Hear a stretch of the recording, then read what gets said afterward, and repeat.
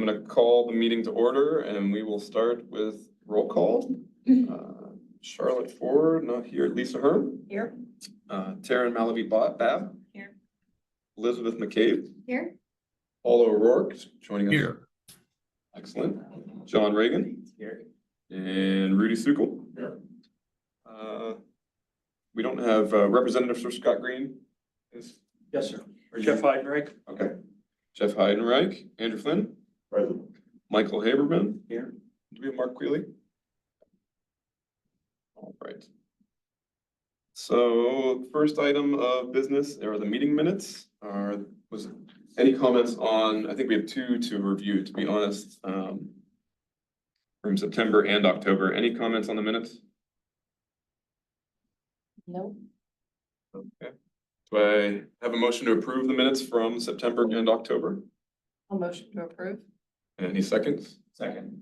All in favor? Aye. Aye. Any opposed? All right. We are now on to citizens' comments. We believe we have some folks signed up. If you want to make citizen comments online, please raise your hand and you'll be given a maximum of 5 minutes, and we'll allow you to comment from there. We will start with the folks in the room. I believe this is Kathy Pretense. Please come up to the front and the speaker box lectern. And give your name and address, please. Hi, I'm Kathy Prentice, 617 Oxford Boulevard.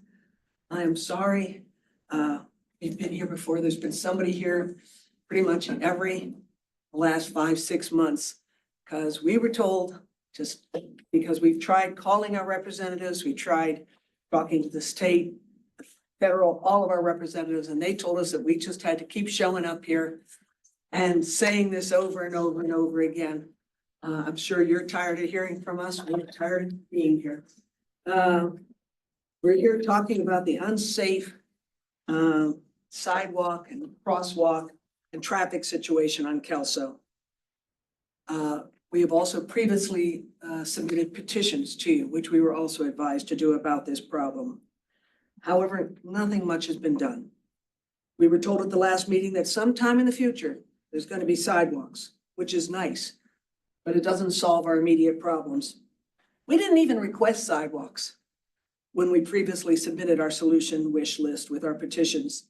At that time, we ranked our wish list stating as best case scenario. Number 1, could we have some stop signs installed in Kelso at Pembroke, or maybe a flashing light system similar to the one that's in front of Washington Elementary School, or maybe crosswalk lines repainted more visibly and a slow painted on either side of the crosswalk, like the slow painted on Bower Hill Road near Jefferson, and maybe triangles around it like they have on Salem. If that's not possible, number 2 would be a yield to pedestrians within crosswalks. One of those portable springboard crosswalk signs, similar to what you see on Green Tree Road, everywhere on Green Tree Road. They're priced at about $450, $526 online. I can forward you the images. Also, along with that, still the crosswalk lines being painted and being more obvious, as I previously mentioned. If that's not possible, in number 3, if number 1 and 2 are not able to be done, we ask at minimum that the crosswalk lines be more visible and a slow painted on both sides of the crosswalk. And we ask for some more policing on Kelso for speeders and cars that continuously run stop signs and park in the area where the children are supposed to cross, where we're supposed to cross. They park on the crosswalk. Something, anything to calm the traffic on that road. Not listed on our petition wish list was something that I just read about in the Mount Lebanon magazine. Traffic dieting. As much as I don't like dieting, maybe that could help. We need something before sidewalks. That's great. And all these ambitious plans are great, but we need something now. We were supposed to have more before school started. We have a lot more children on Oxford Boulevard crossing, a lot more kids living down on Kelso. It's really bad. Plus, we have to cross there. And I can tell you that my husband and I just tried to cross there yesterday, And we had to really hoof it to get across the street because some guy was speeding up that street and he did not stop. He didn't even honk. We ran and we just made it to the other side. And I don't care if someone's telling me that the speed limit can't be enforced there, but that man was not going anywhere near the speed limit. And you see it down there all the time. As I said in July, when I was here, I've been doing this since 2019, sending notes, sending letters, asking for help, and it's really gotten just worse down there. As the New York Times recently noted, pedestrian fatalities declined during the pandemic, but in 2024, pedestrian fatalities all over the United States has risen dramatically, and it's due to reckless driving. We had a child hit on Kelso Road. That's when we started coming here every month. And we really don't want to wait for a fatality to happen to get something done down there. We really need some help. We appreciate that you guys give your time to do this, and we really don't want to just keep nagging you.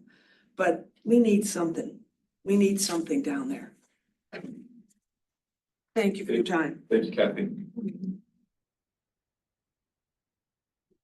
Next, we have Paul Bellamini. Yeah. Thank you, Paul.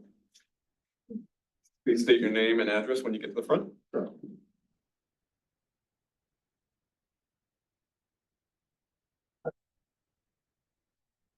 Good evening. I'm Paul Bellamini. I live at 191 Mayfair Drive. And my wife and I, Patricia, have been in that house for 27 years. It's the lower part of Mayfair where it's flat after you come up the hill from Cedar. And we're here for a couple of reasons. One is to present a petition for a traffic calming study, which I went around the last couple weeks and got many signatures. As a matter of fact, I have 72 signatures, and I probably had more, but since it's an election year, everybody that sees me thinks I'm coming. And if they open the door, I go, it's not election stuff. They go, oh, okay. So most of them do end up signing it enthusiastically. I mean, I haven't had one person turn me down.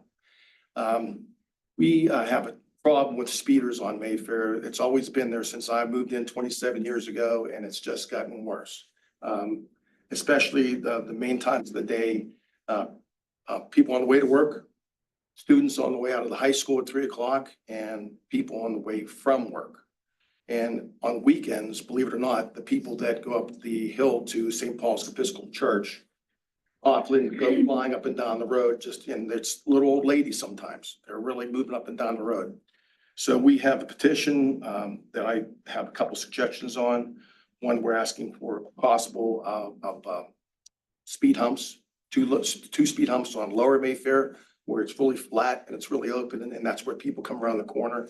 And I've actually seen somebody come around the corner so fast, they hit the sanitary sewer, the storm sewer, and broke their wheel and disabled their car there because they slid around the corner. And then we're asking for another possible speed hump on the upper part of Mayfair, just below St. Paul's Church. And also, we'd like to have stop signs installed. There is currently a one-way stop at the intersection of Virginia Way and Mayfair. And we'd like to turn that into a three-way stop, which is a really easy thing, put up 2 more stop signs. And it doesn't cost much. And that would slow the traffic down there, give kids coming from Markham a free pass across an open way to get across the road. And also at the Lower Mayfair, between houses, here, let me write it real quick. 169 and 173. There's a driveway, and the owners of those 2 houses, they have steps behind the house, and the township has placed a walkway across the creek for students in the neighborhood to walk down those steps across the platform to go to Markham. And we've had a serious influx of young students and young couples move in, and we have a ton of kids going in and out of the woods at that intersection. And I was wondering if they could possibly put a painted crosswalk and 2 stop signs there also. It would give the kids a chance to get across without having to run and take their life in their hands. The other thing that I noticed about Mayfair Drive is I drove it the other day, and it's 0.5 of a mile long. That's how long Mayfair Drive is. 3/10 of it has no sidewalks. It's not that I want sidewalks. Because I don't think that's gonna solve the problem, if people are still gonna speed. But I walk that street with my wife and my dog, and kids play on that street. My grandson plays on that street, both of them do. And it is a hazard. My wife has almost gotten hit twice by people looking at their cell phones while they're driving their car. So, and the last thing I want to make a point of, I did read through the traffic calming studies and Mount Lebanon's criteria, which I guess one is volume of traffic, and the second one is speed.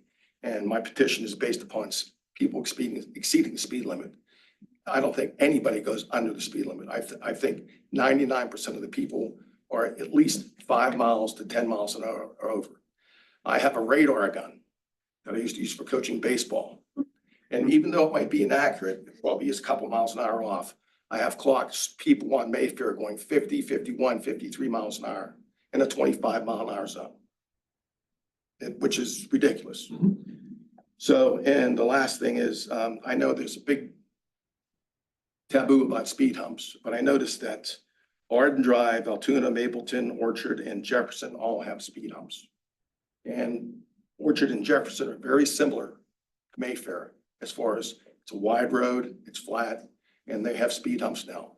And if we can't get speed humps, I'd like to get the stop signs or a combination or rumble strips or something to slow the traffic time before somebody gets killed. There's been a series of really close instances.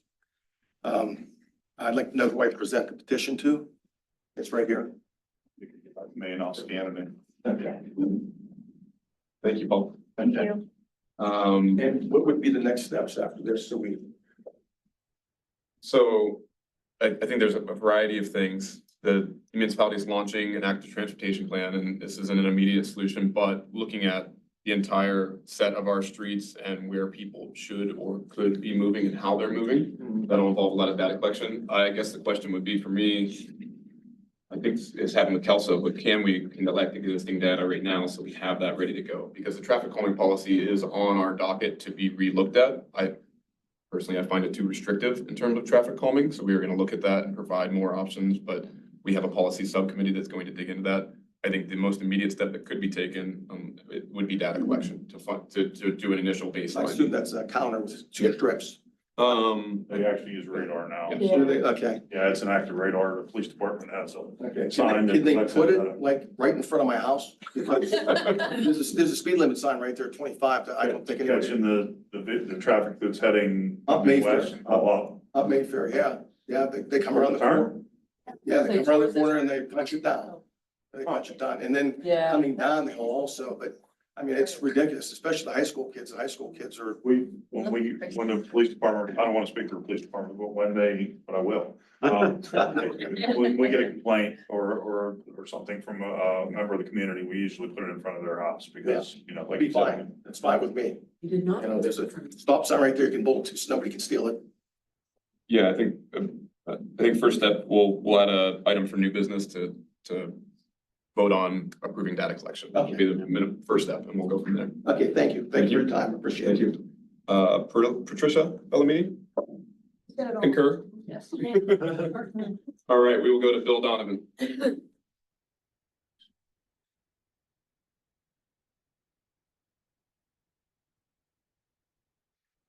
I'm Bill Donovan. I'm at 184 Mayfair Drive, and I'll be very brief. I just want to reiterate all the things that Paul said. And one additional thing, I've actually seen we are the house that has front porch where we sit out quite a bit. I've seen a car pass another car in front of my house. The passing car had to be going 55 or 60 miles an hour. I've had multiple negative interactions, should I say, with people that are speeding. We don't have any kids.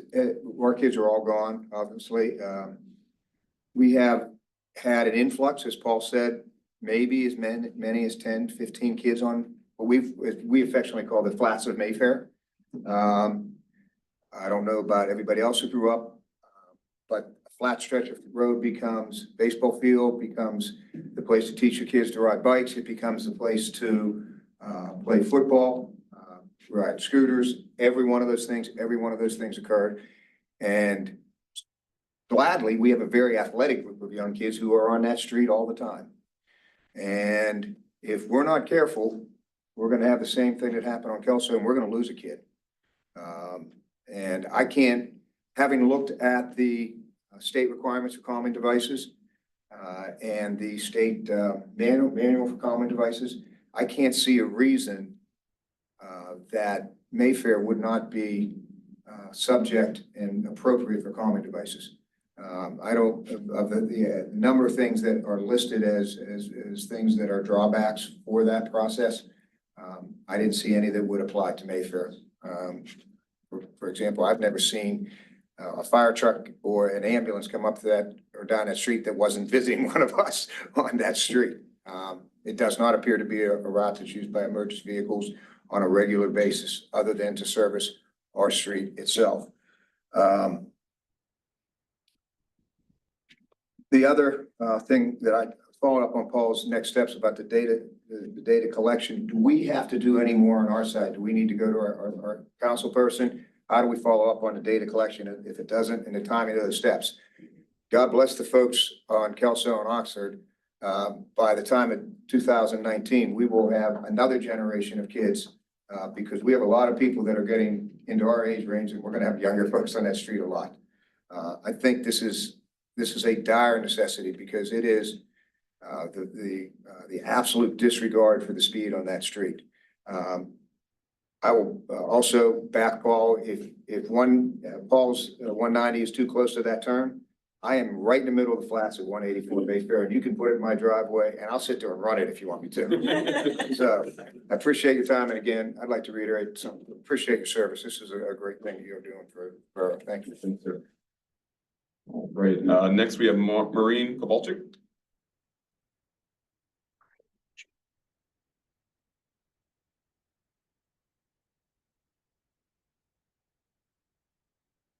Guys, Maureen Kowalczyk, 562 Oxford Boulevard. I come here every month since we had the incident on Kelso. And I'm usually here just for Kelso and the Pembroke intersection, for the crosswalk. So like was stated in the last meeting that we were put to the top of the list or close to the top of the list. I know we were kind of probably at the bottom from the last time I checked. So we appreciate that consideration and you guys bumping us up. And I think that's great, but I think that's a multi-level situation. Currently, I know it'll be a long time before we get those sidewalks in. And kind of like Kathy had stated, we kind of need something now. So when you go down Kelso, I don't know if anybody's been down there recently. There are two sides of the street, both have almost like a pedestrian's crossing with a mother holding a child's hand. On the right-hand side, going down towards, I think, Rob Hollow, there's an American flag that goes over that sign. So if we can get that removed, that would be great. It would be nice to get a brighter sign, something it shows and gets people's attention. That would be preferred. And then also people are still parking in that little gravel lot on the side, right in front of that crosswalk. So I don't know what our options are there, if people are allowed to park there. I know it's not really owned by anybody and it's probably being used by the houses or the apartments off of Kelso. But if there's an option to get those removed, because the kids they have to get in front of those cars to try to poke their heads out to get across the street. If the kids feel safer, if the residents feel safer, they're going to cross there more often. So that's kind of the goal, right? We want the kids crossing. We want them going to school. We want people walking their dogs. So that's kind of what I'm here for. If we can look for other solutions in the interim while we wait for those sidewalks. Maureen, where's the gravel lot at Pembroke? Yep, it's right there at Pembroke. Whenever on the other side of once you cross Kelso and that grassy knoll. The opposite side of the crosswalk. Yeah. Oh, I see. Yep. In the right of way. Okay. Yeah. All right. And I think the difficulty too is like when you're on Kelso and when you're going up towards Bower Hill, you can see that red light or that green light. And I think people gonna hit that green light. So it's important that they have something there just to visualize, knowing that people could be crossing. Great. All right, thanks, guys. Appreciate it. All right. We have this Dave Helwig. Hello, just here in the nick of time. My name is Dave Helwig. I'm almost a lifelong Mount Lebanon resident. And I'm here to talk about Rockland Place, where I have lived since 1991 and also lived between 1965 and 1977.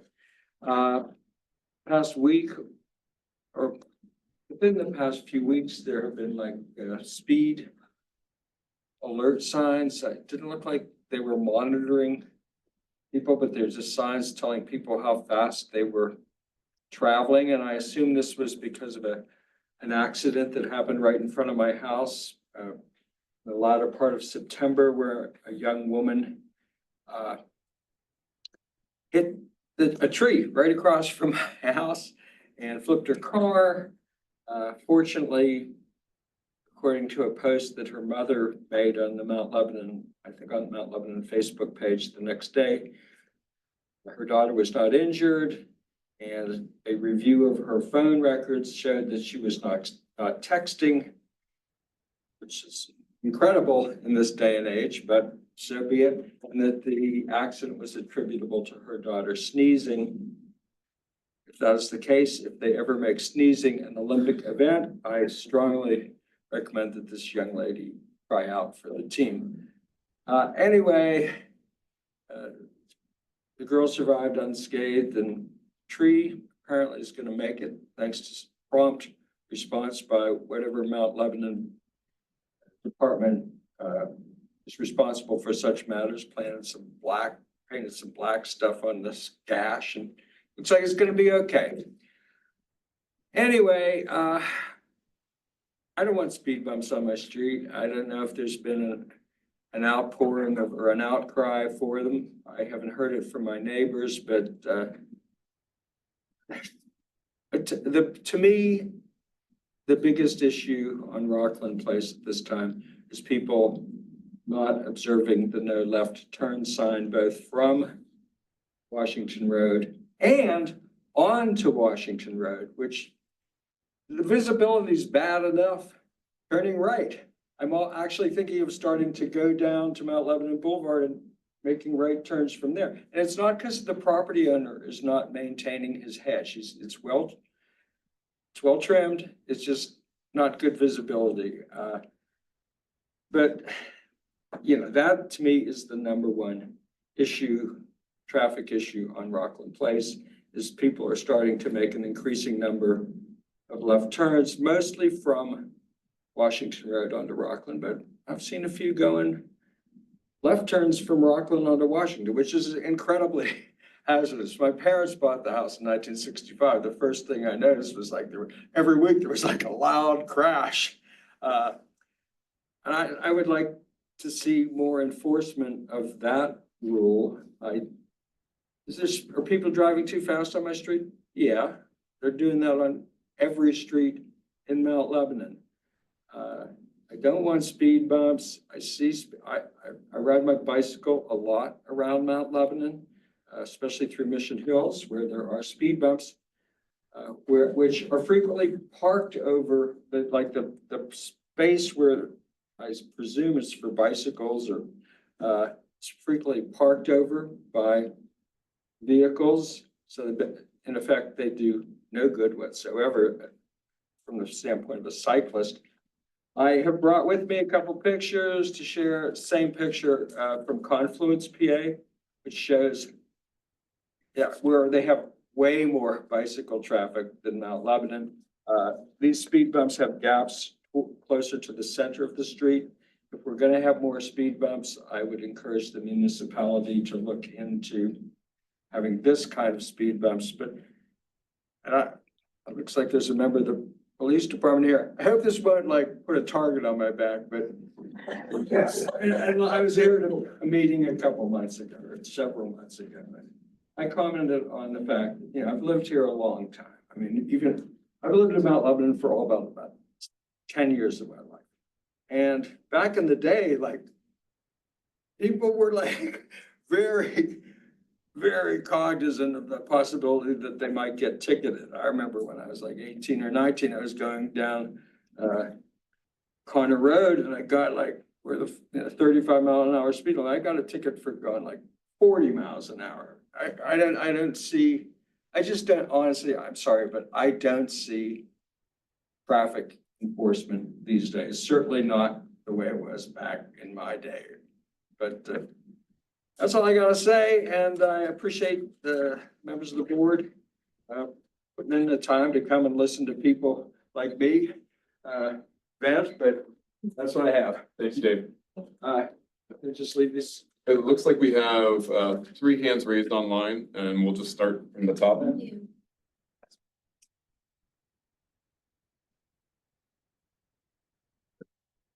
then I think you have to view who has their hands raised, and then under the attendees. To the right. To the right. Yep. Yeah. And then I think you can allow to talk. We'll start with Celeste. Unmute yourself, state your name and address, and you'll have 5 minutes. Okay, hello, my name is Celeste Lejeune. I live at 446 Austin Avenue, and thank you all so much.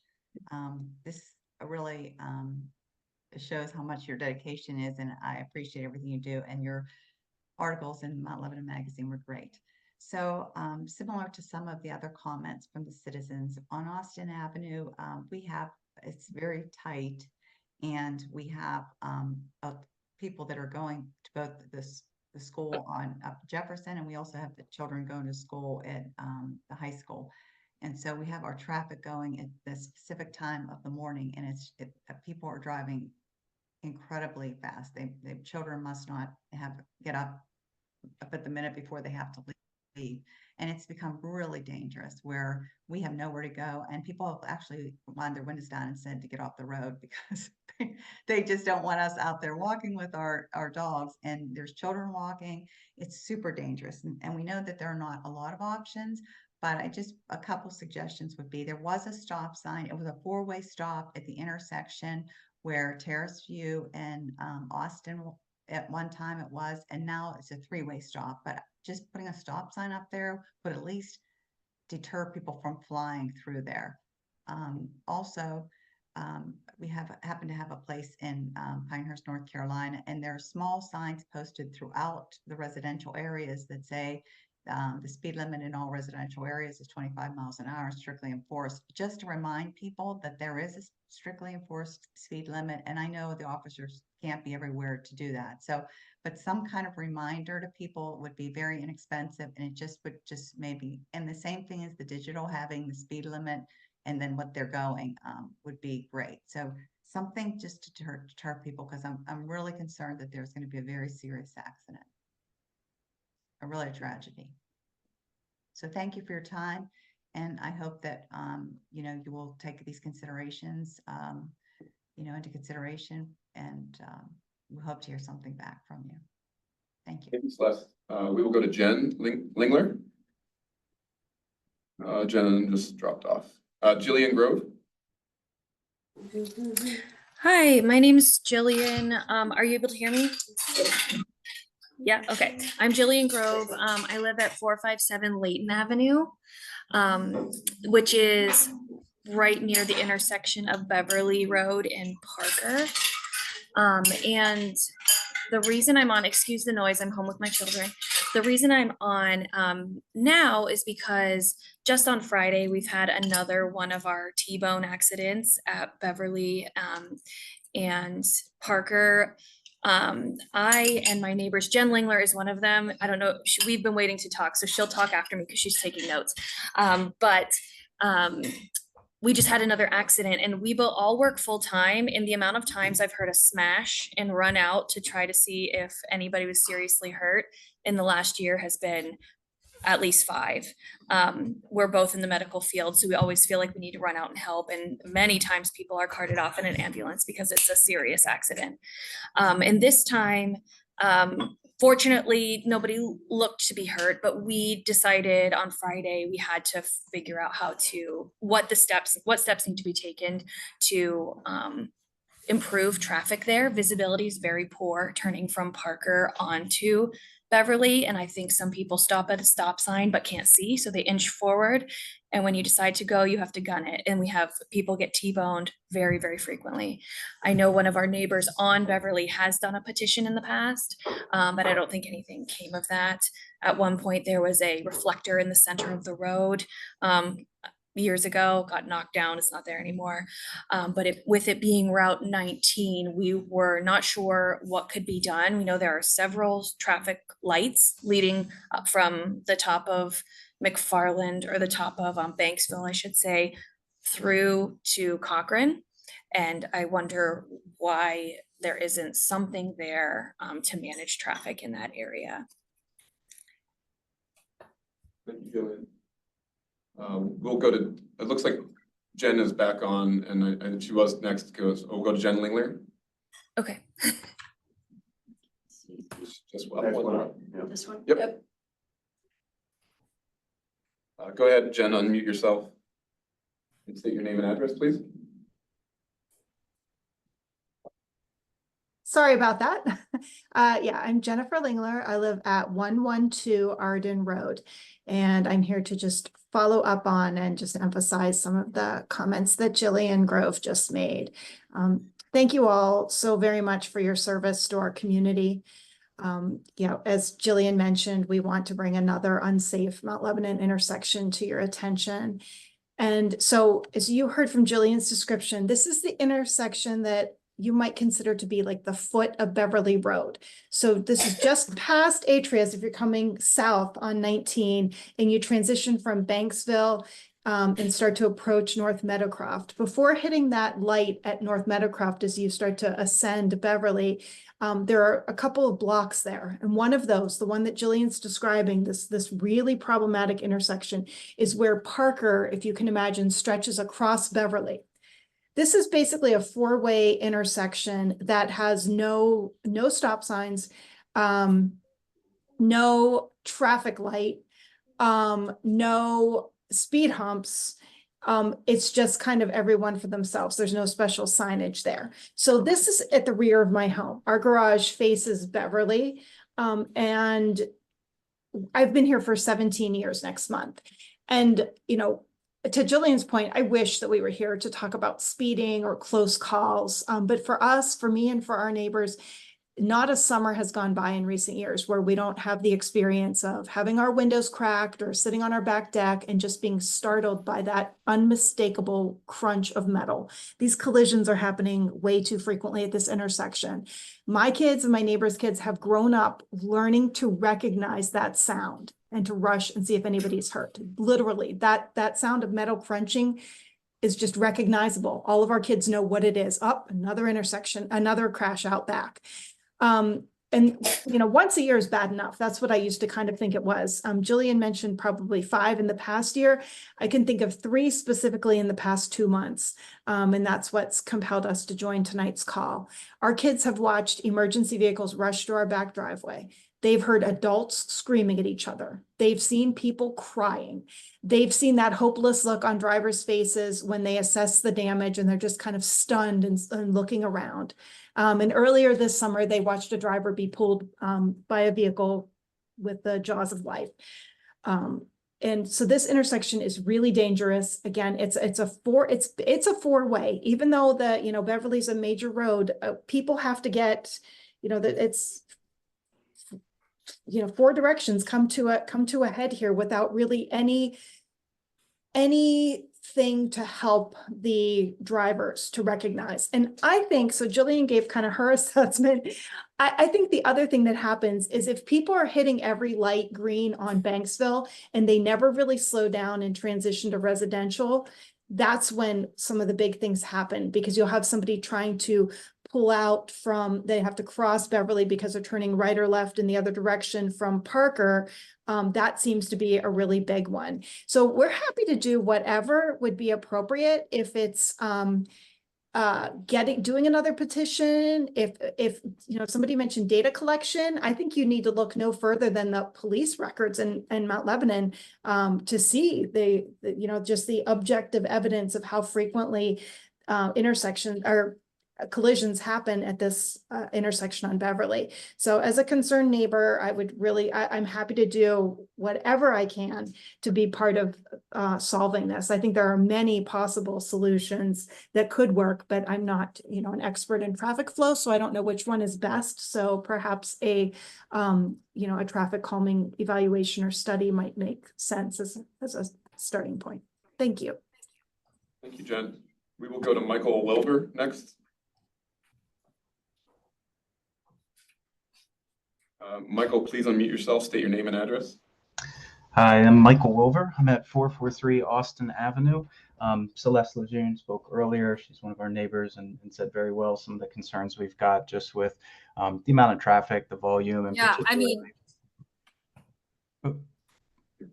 yeah, sorry. Just wanted to say, you know, the volume of traffic that we have, and particularly the early morning rush going to school and coming from school in particular. Austin, it seems to have become a pass-through a bit, where I think folks are trying to avoid the light on Bower Hill and Greenhurst there across from the hospital. So they either turn left off of Bower Hill onto Austin, or they turn right onto Summer Place off of Greenhurst, and then pick up Austin and kind of use it as a way to avoid that light, which I certainly understand can get congested. Any of the solutions Celeste had offered, I think would certainly be viable and good to look into. If nothing else, I would ask as well if periodically we could have, you know, police presence during some of these heavy hours, either between 7:30 and 8 or between 3 and 3:30 when traffic really picks up. I do have a pretty significant concern just with the amount of young families that we have, the amount of folks who walk dogs, or just residents walking on the streets. There's no room, and particularly with the speed that people come through, you really have to be paying attention. And I think all of us sometimes, you know, if you have earphones in or you're not quite paying attention or talking on the phone, it's a really dangerous situation. So I understand many of the other citizens here have raised concerns. It sounds like there's some options with petitioning and traffic surveys and things like that. So we're really just looking for more information on what we can do as a next step. On Austin, you can reach out to me. I'm Andrew Flynn. I'm your commissioner. Yep. Okay. Yeah, if you don't mind, if you guys would email me, my information's on the website. And I'll Great. stop by. Great. Will do. Thanks, Andrew. Great. Next, thank you, Michael. We're going to go to Michael F. Further down. Nope. Further down. Yep. This one. Yep. Please state your name, unmute yourself, and state your name and address. Yes, Michael Freeman. I'm 444 Austin. It looks like the Austin people came tonight.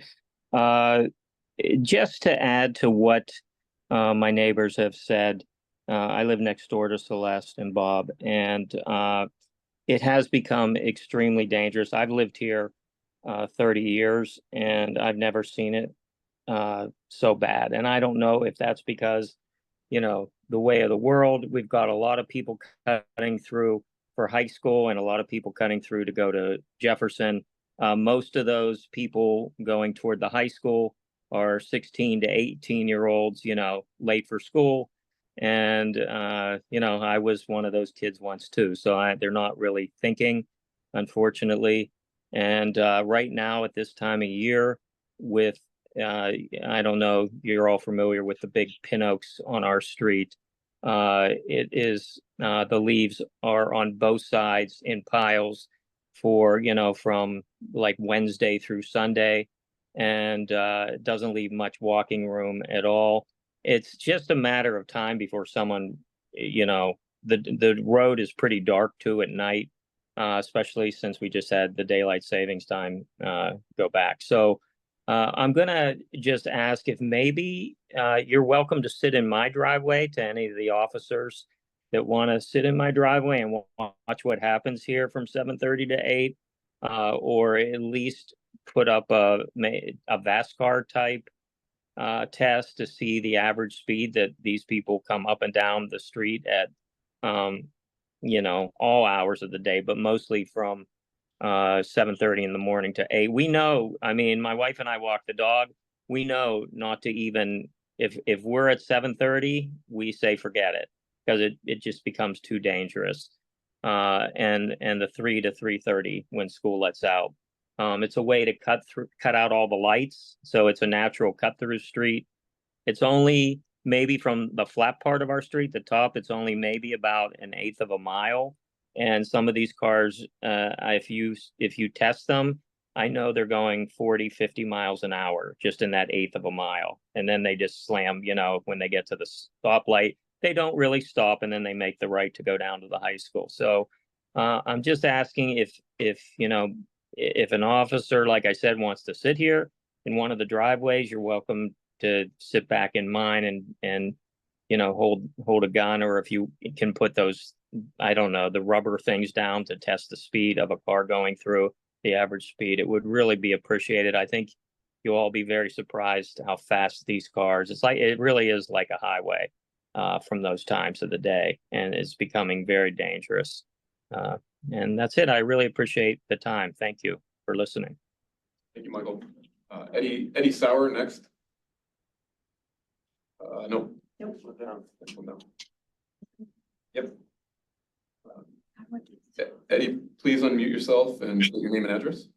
Hi, this is actually Marisa Sauer, his wife, 439 Austin. I will not be repetitive, just here to echo the concerns from my neighbors. I have 2 young kids. I cannot let them in the front yard at all, at any time of day on this street. They have to always be in the back. We can't even let them on the porch in fear that they might run out because of the speed of the cars going up and down this street. It's been this way, especially in the last 3 or 4 years, particularly bad. And I guess, so again, not going to belabor the point that my neighbors have made. I'm open to any and all options.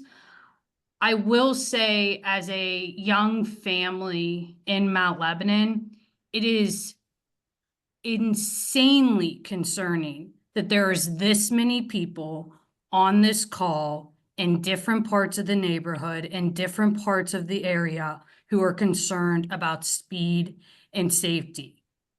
It makes me think, why in the hell are we a walking district if we cannot protect our pedestrians? The kids coming up and down the street should not be concerned if they are going to get hit by a car in their walking district.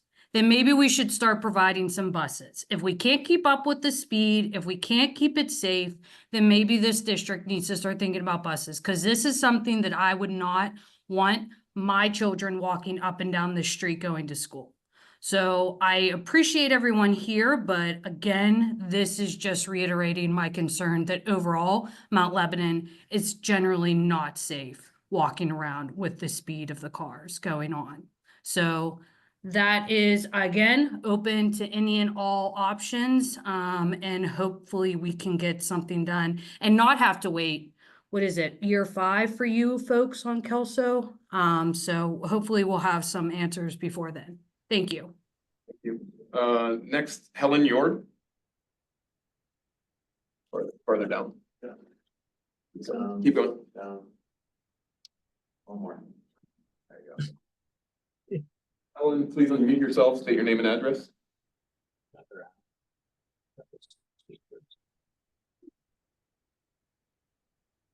Helen, if you can unmute yourself and state your name and address. Okay, can you hear me now? Yes. Okay, sorry about that. I had a cat sitting on my lap. I live at 440 Austin Avenue. I have lived here for 40 years, and I want to reiterate that everything that has been said previously by all my neighbors is totally accurate, especially the part of the increased traffic on our street and the speed limit. And I think much of that has to do with the enhanced traffic situation, traffic lights that were given to the emergency room at the hospital. That, I think, has really precipitated why Austin Avenue has become a freeway to the high school. I have 2 cats, and I don't like to let them out for fear that they would become roadkill. So I thank all of my neighbors for the comments. I don't have anything new to add. I think everything that was spoken was very eloquent. And I want to thank Mr. Flynn for reaching out to take comments from We on Austin. I would appreciate that. And I want to thank all the rest of you for your time, because this is a serious matter and I don't want to see any tragedies on this street. Hey, this is Dave, Helen's husband, and again, we've been here, living here for 40 years, and I think back in 1993, another resident and myself went to the traffic board and got a stop sign up at Terrace, and that kind of helped, but it's getting worse again. And I don't think any of us who spoke, we have no sidewalks, you know, and it is a not a wide road, so you know it's getting bad, and everybody's just trying to bypass Greenhurst and Bower Hill to, you know, avoid the light. So that's all I have to say. But yeah, anything you guys can do would surely be appreciated. Thank you. I assume you're D. Yord that has your hand raised, Dave? Yes. Okay. With that, I don't see any other folks with their hand raised. So we are gonna move on, and you should be able to lower all attendees' hands if you want to take them off screen. And we will move on to the chairperson's report. I don't want to understate what everyone has said tonight. We just spent over 40 minutes speaking of numerous places in the municipality. I couldn't concur any more enthusiastically with everything they've said. This is a walking district. Admittedly, I would say it's a joke how we've treated and prioritized how people move. I'm just going to read some stats and statistics and we'll get on with the meeting. But in 1969, 48% of children in the US walked or biked to school. Most recently in 2021, that is down to 11%. That's a massive reduction, which means there's a massive increase in cars.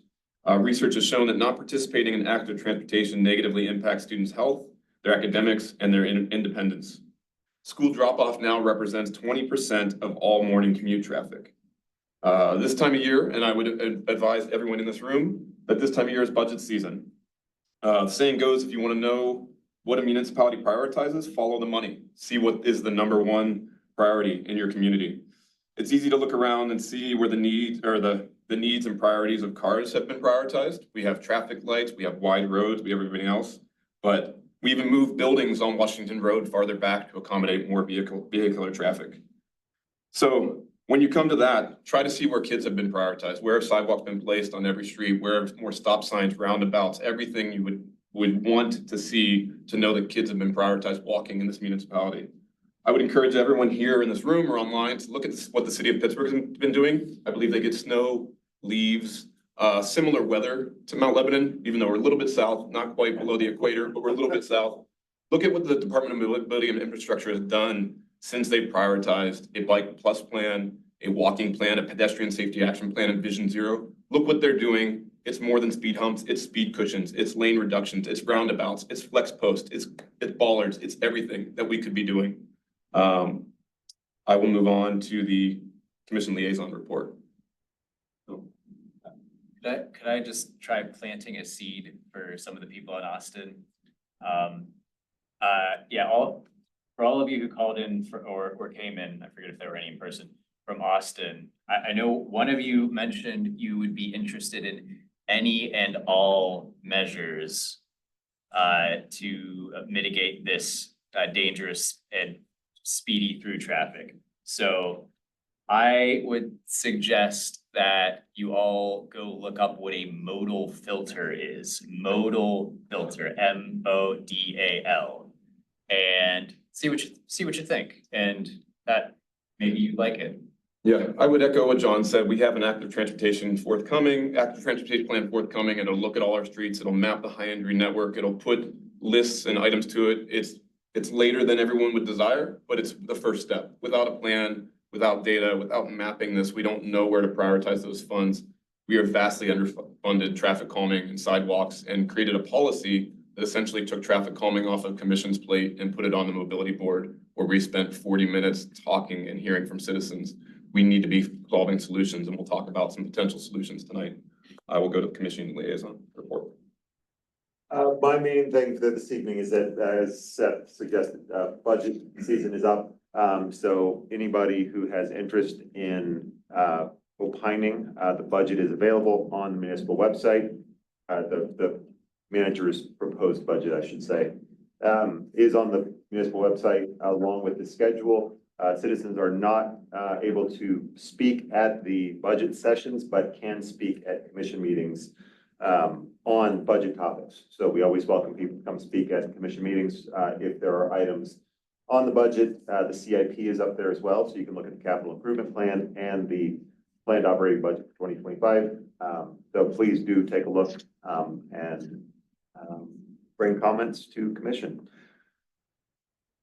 Yeah. The only thing I have is, just to let you know that the contract has been signed by Mount Lebanon and Dormont with the consultant that'll be conducting the active transportation plan. So that should be kicking off soon. Excellent. Great to hear. And I'm going to move to the subcommittee reports, starting with capital budget. Sorry, I'm just reading. So now that the capital budget is out, I would encourage those on the committee to go ahead and sit in on the virtual.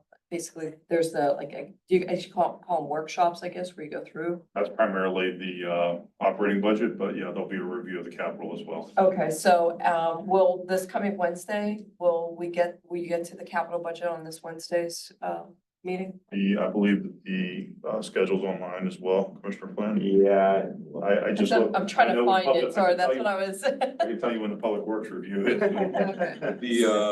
So for those on the Capitol, I'm gonna tentatively try to call, maybe a meeting on 11/18. I'll reach out to all of you, prior to see if that works, so that we can, discuss it internally. And then as far as what we would want to know, if there's anything prioritizing, like we did with the, sidewalks, is there anything you would like us to prioritize, coming up? In the capital budget? Correct. I don't really think so. Okay. I'd have to look at it again, to be honest with you, but. Okay, so I think for at least the next meeting, we'll just go over capital budget, tries to get that a little bit straight in our minds. And then as we move forward, if there's anything that comes up as we move forward so that we can prioritize. Okay. Thank you. If I may, just, Yes. so from this board's perspective, I would offer a couple things. One is, start thinking about next year, next budget cycle. This budget is largely already baked, right? I always tell people that once a budget comes to an elected body, it's usually 95% done. We will tweak around the edges. So get in earlier for next year, which I'm preaching to the choir. There is part of this year's budget is a proposed bond issuance to do some capital projects. I don't remember them off the top of my head. There are existing facilities, existing assets that need to be rehabilitated in one way, shape, or form. That is the current proposal in the manager's budget. I think it's probably a $5 million, plug number at this point in terms of what the projects would be. So if there are items on the budget and in the capital budget particularly that when you look, if you see items that you think really should be funded through a bond issuance, raise it to me. I'd say we don't want to use too much of our bonding capacity, but we're building some extra. We have some extra capacity right now to do some of this type of work. And I think they have a good list, as I recall, in terms of what they are proposing to fund with a bond issue. But again, if there are like large items from a mobility perspective, at least raise it. And I think, Lisa, we recommended over $2 million for the sidewalk repairs, and the Correct. budget only has 130,000. Well, yes, but that's so, and I have some questions. we can meet afterwards, but, is that bond issuance in the 2025 through 2029? Yeah, this is, Piece. it's tied to the, if you read into the operating budget. Okay. I don't think it's in the capital. Yeah, I program. have the It's not capital one. I specifically- It's can't. not specifically in capital. Okay, so I'm gonna have to get the link on the operating one because I can't find it. It's not actually on the budget site. It says it Yeah. will be posted, but. Yeah, not it's actually, it there. is in there. I had to dig for it too. Okay, Sorry. thank you. Anything else, Lisa? Nope. Okay. On to policy with John? Or, yes.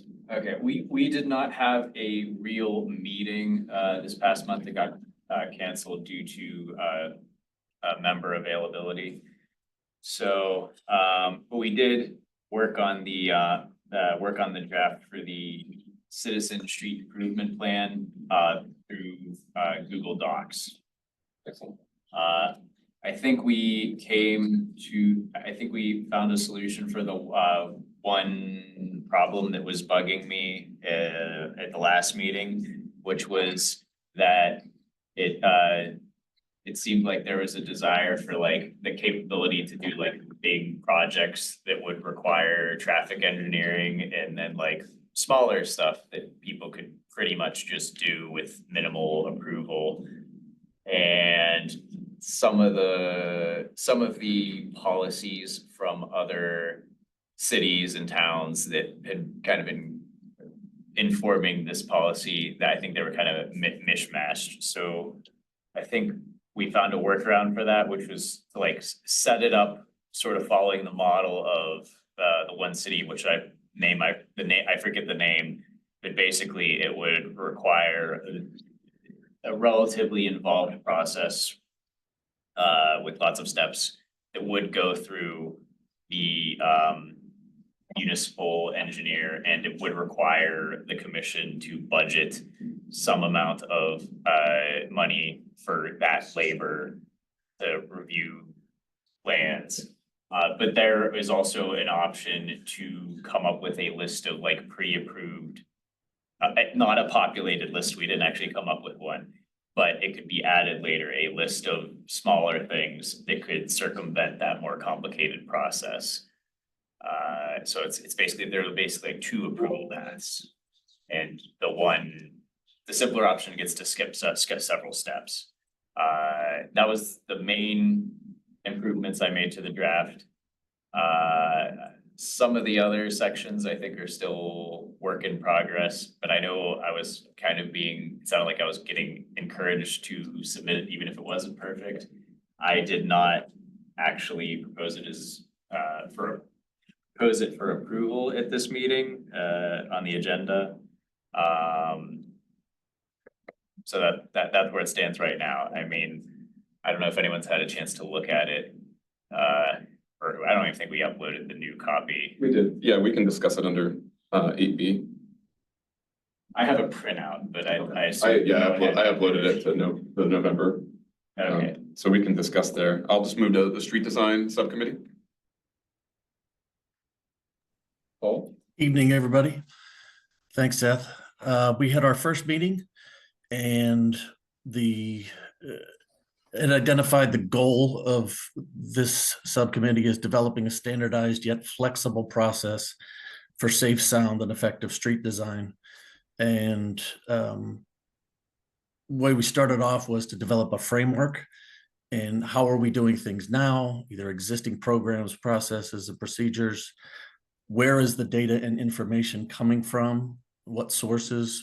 Residents, like we heard from this evening, public safety, public works, and then what in fact would the mobility board's role be and job, whether testing interim solutions, looking at best practices and potential desired future state elements.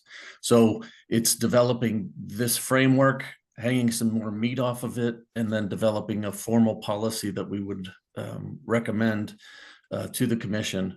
And then it would be a closed loop system of get the issue or the data or the problem, apply the framework.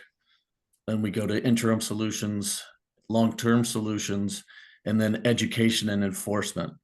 And that's a critical one there. So next steps are to, we have some meeting dates and further flesh this framework out, as well as get more information and feedback from the mobility board. That's all I have, Seth. Thank you. Can I add something? Go ahead. So one thing I've been kind of working on in the background, that started with the policy subcommittee and some of the questions we were asking, or I think it was mostly me asking about working on this draft document, was just trying to better understand how the various levels of government are interacting here. So I am trying to, I have been slowly putting together over my morning coffee, like a flow chart to help me better understand like how laws, especially state laws, affect what the municipality can actually do. And when it's a little more complete, I'm gonna share it with everybody, but yeah, there are just so many things we talk about here, and I think and something that the folks on Kelso might be interested in too, is that a lot of times I find myself asking, it's like, what can we do here? And I'm not sure. So I've been researching that and building a deliverable. I will say, John, and two things of interest for you to check out is NACTO structured for success documentation. Okay. And then also there is new legislation in the Bipartisan Infrastructure Act and the IIJA that allows municipalities, if they have federal funding, so hypothetically applied for a grant, federal funding for street reconstruction projects, they can put in legislation that allows them to bypass state guidance and use NACTO as the preferred guidance design on their streets. Well, I'm not, yeah. I'm not so much talking about engineering design guidance. Yeah. I'm more talking about like when you're on a state road or when you're intersecting a state road, PennDOT has so much approval and veto power over what you can do there. It doesn't matter. But they don't have funding behind it. And so we can get in this argument at another time, but I think we should stop waiting for PennDOT to solve our problems. And if we're gonna go get funding, go get it and use whatever tricks to solve. We have spent 40 minutes listening. I don't, so I mean, yeah, I don't want to think, I'm tired of waiting for PennDOT to solve our problems. I don't care what they limit us to. I'm not talking about what PennDOT can do. Right. I'm talking about what we can do without PennDOT saying no. So if we bring money from the federal government, we can bypass PennDOT. At an intersection with a PennDOT road. Yes.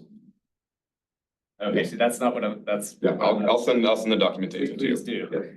Yeah. We had Scrubgrass as old business. I didn't know if we had updated exhibits. Michael, that might have been. There's no update. Okay. I will be presenting what was recommended from this board to the commission on Tuesday. Okay. All right, and then John, we do have your presentation. If you want to go into the new business under item 8A, municipal code discussion. Oh, okay, yeah, is that, I do not have a device. Would someone be able to? Sorry, I had to hand the mouse back. You click the, yep. And I would just share the whole screen, click on that top, yeah, share the screen, so then you're gonna bring, yeah. Oh, sorry, click share, I'm used to Teams, click share there, and then pull up the PowerPoint. And this is creating a lot of, there. Okay, I apologize in advance because I spent way more effort on this and I will be talking to you probably a lot longer than disproportionately to the importance of this issue. But I think it was a good learning experience for when we had to do something more important. So I'd like to give you 10. 10 minutes. Yep. Hopefully not 10 minutes, okay. but still, these two paragraphs up here are the entirety of what I'm talking about. So for those of you that don't know, Mount Lebanon has its own set of traffic regulations contained in Chapter 10 of the Municipal Code. These two clauses right here are exact copies from the state vehicle code, section 3354, exact word for word copies. It's my understanding that the police are required to cite from our local code. I assume that's if there's a redundant violation. So here if someone is illegally parking, they are required to cite the local code, not the state code. And I assume if there is no local law, then they cite state law. Is that correct? Generally. Okay.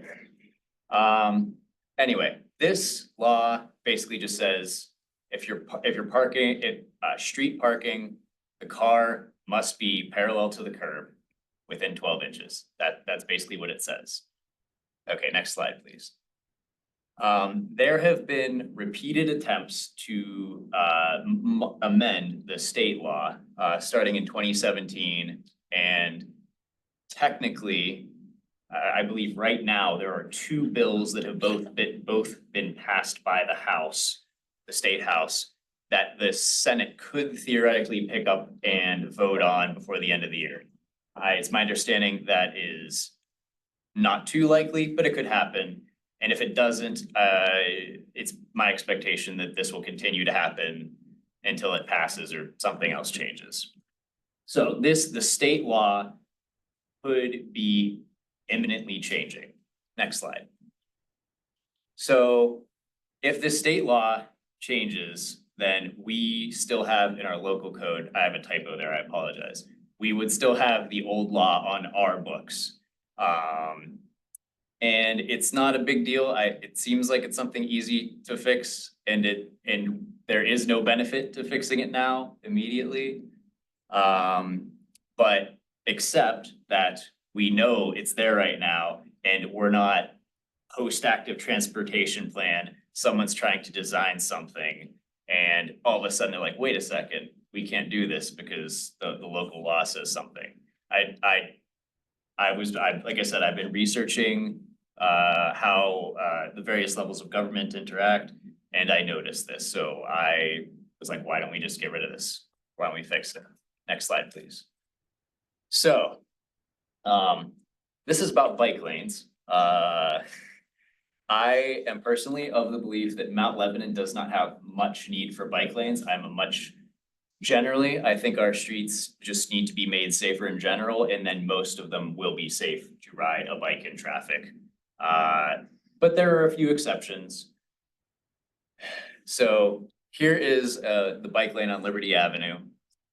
It goes through what is called the door zone, where you ride past the car. You're riding between moving traffic and cars that may or may not have a person inside that can open a door. I actually got that happened to me one time on Center Avenue in Pittsburgh. Anyway, next slide, please. So here is a bike lane that Philadelphia installed, I believe, before PennDOT started getting cranky about it, because basically what's going on here is that law is about parking cars. But PennDOT is saying, well, this also affects how you design streets. Maybe since it's PennDOT saying it, then maybe it doesn't matter actually on our local roads. But what's going on here is what's called a parking protected bike lane. Cars park inside of the bike lane. Bike lane is between the sidewalk and the parked cars. There's a buffer zone so you don't get hit with a door. This is even more specific than a general bike lane because it would only exist on a street where you actually have street parking spaces. Next slide, please. Here's something else that would also be illegal according to PennDOT. It's not a parking space, it's a loading zone. This is in Paris. It's an aire de livraison. So down to the right there, they have a PennDOT, more or less PennDOT approved curb between the parked cars and the bike lane. But then they interrupt the curb because you don't want that if you're unloading dollies and stuff. Next page, next slide. So sometimes humans don't handle curbs too well either. So you could have PennDOT's current interpretation of the law makes this illegal. Next slide, please. And here are some images I stole from American sources that show an American loading zone next to a bike lane and an American disabled parking spot next to a bike lane. Next slide, please. Okay, so my point with those two things is like, well, our on-street parking areas are like are areas that are busy enough to potentially require a bike lane and also have on-street parking, or like all the PennDOT controlled roads. So I don't think that we need a bike lane next to street parking. I think in most cases, if we wanted a bike lane, we'd just get rid of the street parking. But there are instances where you might want to just have a discrete place where you have a stopping zone, like a bus stop, a loading zone, disabled parking. I believe Dormont does something like that, where they have like spread out 3 minutes. Okay. EV charging stations, people talk about that. Next slide. So Pittsburgh's Department of Mobility and Infrastructure has done, this is their solution. They build a curb. The car has to park next to a curb, so they provide the curb. Next slide, please. That costs money. Here's a photo of Paris. They're building the curb, but we do not have as much money as Paris, I don't think. Next slide, please. But maybe there is some place we could use such a bike lane. I don't know. I say we leave it to anyone redesigning a street to figure that out and not have a blanket ban in the traffic regulations. There's something I sketched up about Cedar Boulevard, which I think a bunch of residents were talking about at a commission meeting. Anyway, next slide. I drafted three potential changes to the traffic regulations, which all effectively try to accomplish the same thing, but I'm not a lawyer, so I don't know what the correct approach would be. One is I just wrote 2 additional clauses that just say, yeah, like look at those 2 previous clauses. You can do that, except it doesn't need to be pedestrian plaza, pedal cycle lane, or other delineated space could be the curb. Then I took, is the second alternative, I just copied and pasted from the state bill, which is a little more restrictive, but presumably more legally sound. And then alternative 3, do we really need this redundant code? Could we just cite state law? Because it would be really simple to just delete it. And then we are just bound by state law. So, next slide. Ooh, oh, there isn't? Okay, wait, yeah, okay. So, to summarize, I'm not sure if this would actually cause a problem, because it would hopefully be in a situation PennDOT isn't even involved in, and they can't interpret our laws for us. However, I'm not a fan of having old laws on the books and hoping they don't cause a problem. The curb that seems to be accepted by PennDOT does seem to be best practice, but it does cost money and it might cause problems with like those loading zones and disability spaces, snow removal, I don't know. Again, I put, and yeah, so I just say, let's get rid of legal, blanket legal things that, leave it to the professionals is what I say. We don't want to restrict street designers. Can we move into discussion on this? And I think I'd like to go back to the previous slide if we can. Sorry, I didn't have my water out. No, it's okay. Thank you for this, John. I think with the act, so everyone, if anyone has any direct comments, please let me know. But I think with the active transportation plan coming and some of these other elements coming, I like the idea of alternate 3 because it's simple. It goes forward. Or we can send this to a committee if we want to dig into it more. But I think the scope of the active transportation plan is going to look at policy. It's going to look at ordinances is gonna make a lot of recommendations. So if there's getting ahead of that, if it doesn't come to fruition, just deleting it would be my thought. But anyone else, I know that was a lot to take in. I'll just throw out there, I did talk to Lieutenant Green about this issue after he forwarded it. If they typically try to cite under the local code versus the state statute. State statute is 3 to 4 times as much on the fine end of it. Yeah. And it goes to the court of common pleas instead of the magistrate, correct? So, it hits the resident a lot harder for the same infraction. So they try and kind of take it easy on a resident, if you will. So that's one thing. If you eliminated it, they could definitely do that with state statute, but it's definitely gonna be a steeper fine, probably 3 to 4 times as much. And none of that money stays in Mount Lebanon. It all goes to the state. So not that we're trying to make money off of tickets or anything like that, but with the municipal code, that money goes and stays, a portion of it stays with the municipality. To offset our costs for enforcement and those type of things too. Yeah, I guess I'd like to track how much we're enforcing any of these things in the first place. I don't know. State law is not parking within 20 feet of a crosswalk, and I know I've had the police come out multiple times for one we have to discuss later. I don't know if they've cited those folks or not. Personally, if it hasn't changed the action, so I'd love to see higher costs. That's me. I know that's a little over the top, but yeah. Well, I don't know if the folks on Kelso who had problems with illegal parking are happy to hear that we are purposefully going easy on residents. And when I was the person reviewing the traffic citation appeals, it does seem like there are definitely people who are just like, yeah, just getting cited once a month is cheaper than paying for parking. So. Any other thoughts from the board?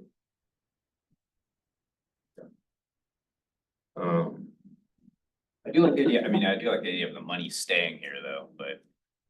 I'm sure there's inconsistencies across the whole code, like, are we enforcing them? Are we kind of carrying it through?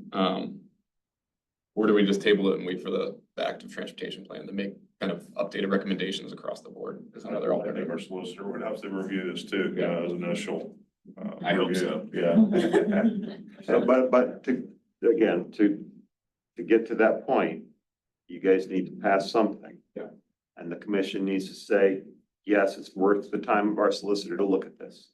So whatever you're gonna do, you guys need to say, this is something we're supportive of and we want to move forward. Whatever the alternative is, however you want to move it forward, again, we need to take it through this process of, this is our recommendation. The commission says, yes, take it further to look at it. What if we tried to tack on increasing the fines to match the state fines? I hate to keep kicking things to active transportation plan, but we're gonna have the best consultants for active transportation on our plan, and there's gonna be a lot of recommendations from that. So, kind of your point, spending time on a small piece when I hope we can tackle a much larger piece, but. To that end, there's nothing wrong with saying, we would like to recommend as part of the active transportation plan that commission specifically look at this item and this component. You can vote on that. You can put it forward to commission. Commission can say, yeah, we want the consultants to look at this.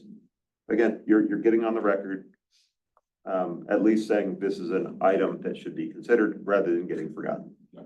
It's also surfacing it to the commissioners so that they understand like why we've brought this up and what the possible remedy would be. So I think we just need to better articulate like what this is going to do in the community. Like if we would go in this direction and have them look at this for a recommendation in the active transportation plan, what are we really thinking the scope of this is going to achieve?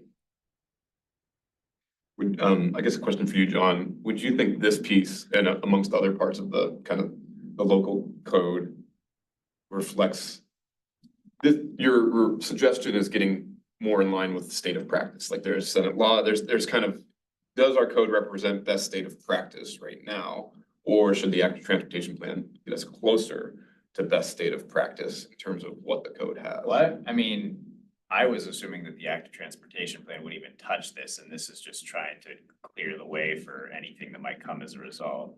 Well, I think that was the point, though. We could ask that during the active transportation plan process, that this does get looked at as one of the, action items, or at least, through the process. Specifically look at our codes as they relate to curbs and best practices despite what state law currently says, right? They might have language that they're just like, oh yeah, here it is. Yeah. This is what we. Yeah. Best practice Always suggest. language. Right. Yeah.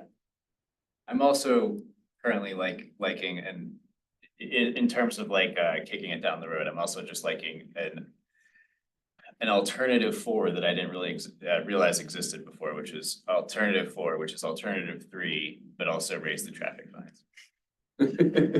Well, but again, Yeah. I think there's lots of good opportunity, but I think kind of in mind. Yeah, I mean, yeah, if it's just written down somewhere for someone to take care of eventually, then.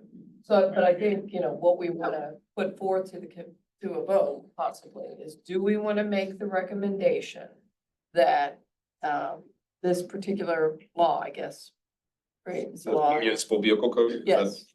Or is it? It's referred to as the traffic regulations. Okay. So. It's part of the municipal code. Be added to the, docket of work or scope of work for the active transportation plan. So I think you're getting there, like the potential motion would be the consultants tasked with the active transportation plan. The mobility board recommends they review municipal traffic regulations to ensure they are aligned with best state of practice efforts. And I don't know if we want to put something in there that says regardless of state. Regardless of state vehicle code. Yes. Does that make sense to folks Yeah, I that you're mean- willing to vote on? Maybe we can clean up that language after the fact, but go ahead, John. Oh, no, sorry, I think I was yawning. Thanks, Andrew. I mean, I don't think I have strong feelings, but I think it is important for them to highlight, I think it is in the scope, but just a reiteration, let's make sure what we have on the books Yeah, we makes don't know sense. that it Yeah. is. So, No. and I think the fact that it goes against up in the commission's report, so it makes them understand why Yeah. why that's coming out of this board. I mean, I could definitely see some other clauses that we'd want to change anyway. So I think this was one thing that I singled out. I singled this out because it looked simple. Yeah. It was like literally alternative 3, just strike it out. Pennsylvania already has this law. Why do we need it to? I think I learned the answer to that. Still seem, yeah. I think the police and the fire and now hearing what Rudy's saying, like keeping that money here and looking at it holistically with the active transportation plan, I think will be really helpful to get the right solution for the municipality. So. Yeah, so I singled this out because Yeah. it looked simple, but I could totally also get behind, it's like, yeah, have them review the entire traffic regulations to see if there's anything they recommend changing. So. Do you want to make a motion? I think we. It would make. I don't know how to word the motion, because I kind of, the active transportation plan is honestly still kind of nebulous to me, so. They signed the contract, so we're moving. Okay, I have not read the contract. I would make a motion to recommend to commission that they have the consultants tasked with the active transportation plan review Mount Lebanon's traffic regulations to ensure alignment with the best state of practice guidance, regardless of current state law. You did that well. Recorded. Would Thank anyone, goodness this is being recorded. Yeah. would anyone like to second that? I'll second that. All in favor? Say aye. Aye. Any opposed? All right, motion passes. Recommendation to commission. We are running a little long, but item 8B is regarding this citizen street improvement policy. I don't know if everyone's had a chance to review it. It's sort of a draft. What we heard tonight from a lot of the citizens is a desire for something. I think this policy would open up the opportunity for it, but there's many steps for it to pass through, including commission review, including solicitor review. I don't know if Rudy, you and Mr. Haberman have had a chance to review. But it's gonna go through a lot of processes, even if it makes it out of this group.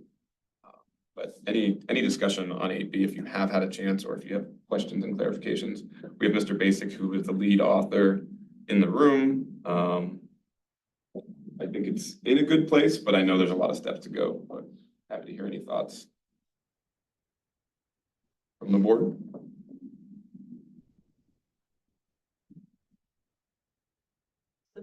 Okay. I mean, I don't know if there's enough with it, if anyone feels proclivity with it. And John, I know, personally, I would like to see it at least rise to commission. This could be similar to the motion we just passed, where we could have our consultants on the active transportation plan dig into this policy and ensure it kind of meets best state of practice. I think the group based it on some best state of practice, but is it best state of practice for Mount Lebanon? Is it going to work for our fire, police? Yeah, so So is this policy now in basically the state in which you feel that it's ready for the commissioner? I think it's a start, because just doing the complete streets policy, helping draft that policy, it went through several iterations after it went to commission, and even the solicitor had a review, but I don't know if there's any other takeaways from it. I think it's in an okay place. I don't think we're gonna have perfect, but I'd like to at least start from somewhere and have them begin reviewing it personally.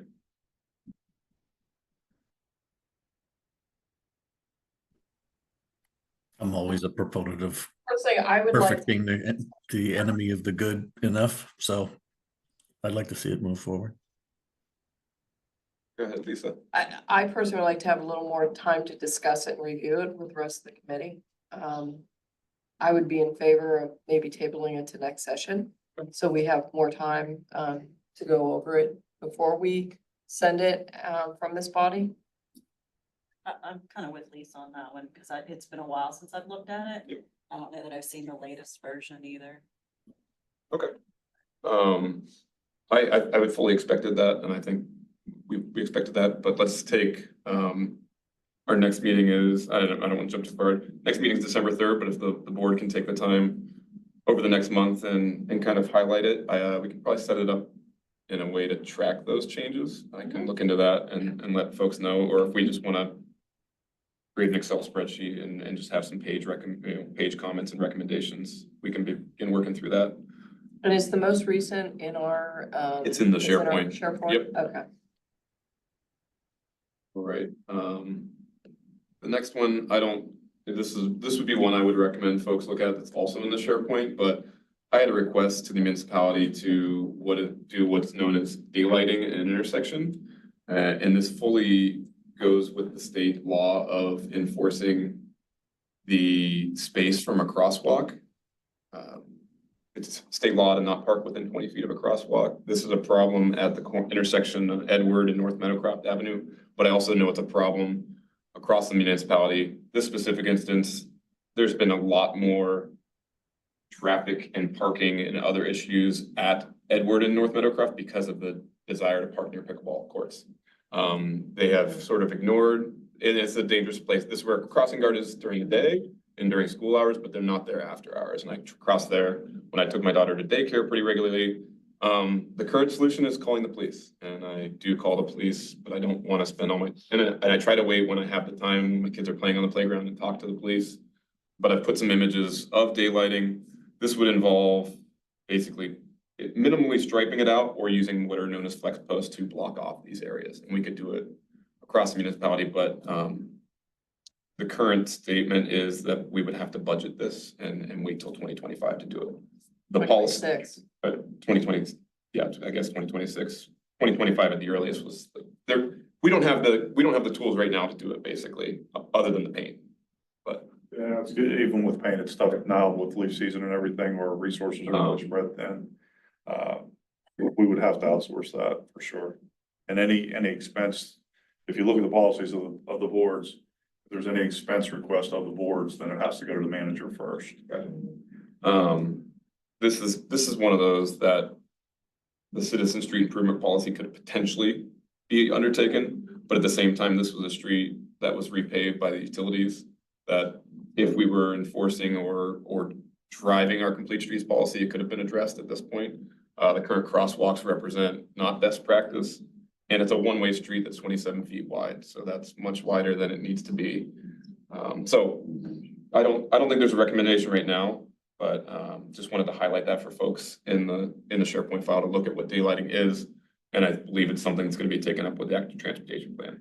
Yeah, would that be included in there? They should, yeah, I would, selfishly, I wanted it to happen yesterday, but. Those Cause Yeah.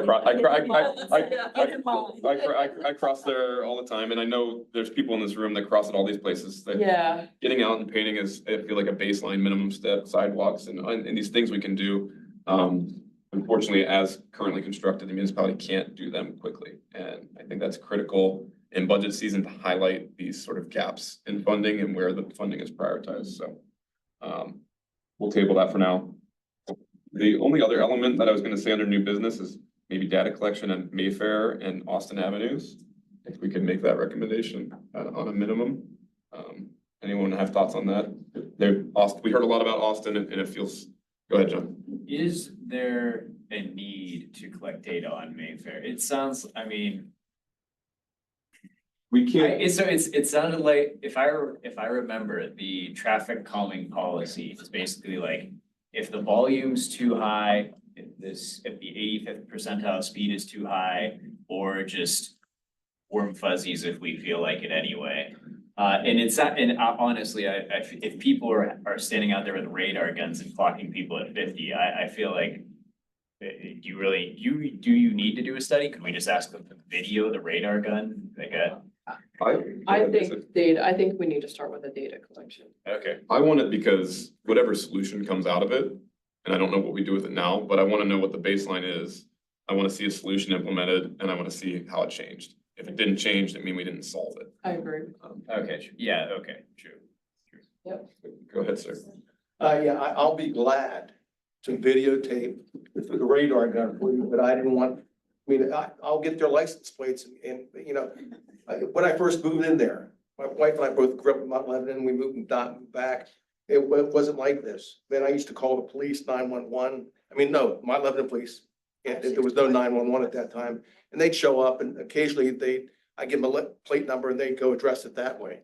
But now I hate to call 911 when I don't consider it an emergency. But if you want me to videotape my radar gun, I gladly do it for you. The police department has equipment. Yeah, I think it's much easier and record it, and it's 24/7. It's I'm sure. for a whole week. Brady, do we need a motion for this? I think you should, yeah. So I'll motion that we put data collection devices on Mayfair and Austin for the purpose of collecting data, specifically on speeding on those roads. Second. All in favor, say aye. Aye. Any opposed? All right, motion passes. Can I ask one favor? Can they possibly put collection devices in both directions? Because. Yeah, I don't know whether, I don't know what, I think they usually do, or can they collect in both directions? You can collect them. Yeah. That'd be awesome. Yeah, let's. It's And we ridiculous. can amend the recommendation. I would amend to collect in both directions just because I know there's this inconsistencies on all these streets and so. With that, I know we had a long, actually, we ended up not too late, so, our next meeting is scheduled for Tuesday, December 3rd.